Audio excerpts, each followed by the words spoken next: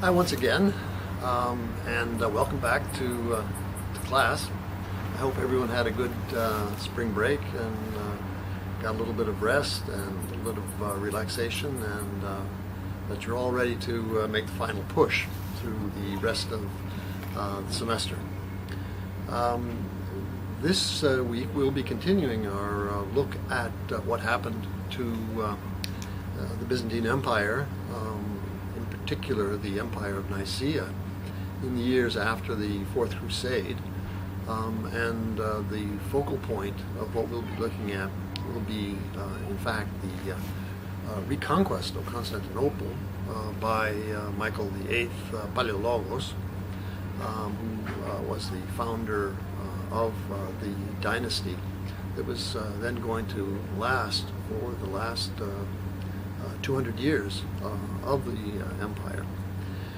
And one of the things that we'll be looking at, of course, is how things had changed as a result, not just of the Fourth Crusade, but of the various events that took place and the various restructuring of states and the appearance of new friends and, of course, many new enemies for Byzantium in the 50-year period in which Constantinople was under the control of the Franks. And we'll see that although the Byzantine Empire remained or was able to revive many of the institutions and ways of thinking and ways of living that had characterized the old Byzantine Empire, even though that was the case, many things had changed.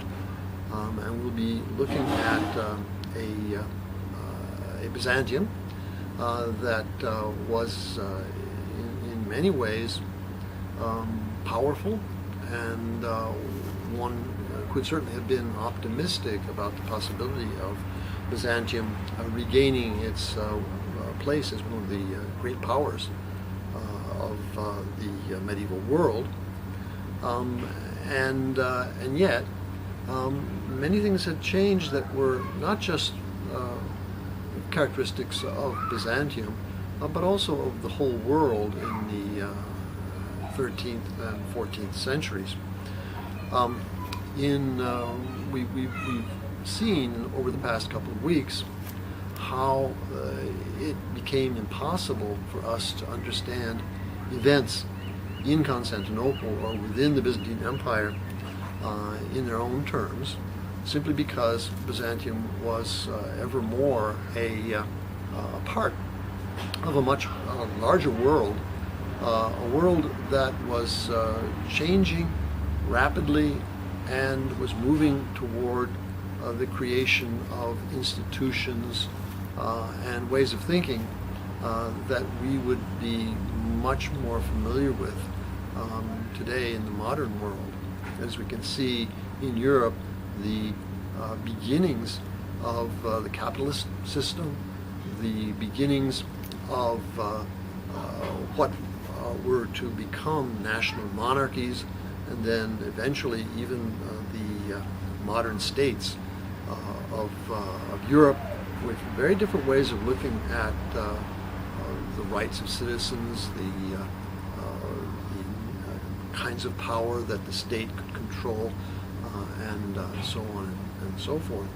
And we will see Byzantium move significantly along those same paths. At the same time, Byzantium was a unique entity. It was in some ways a throwback not just to the Roman Empire, but rather it represented in significant ways a continuation of ancient ways of thinking and ancient ways of doing things. And so we will be seeing Byzantium playing a large role in the not only the birth of the modern world, but also played a very significant role in the continuation of ancient ways of thinking, ancient ways of doing things. And of course, this involved not only things like politics, but also much more. ideas of religion, ideas of culture, painting, sculpture, architecture, all these kinds of things.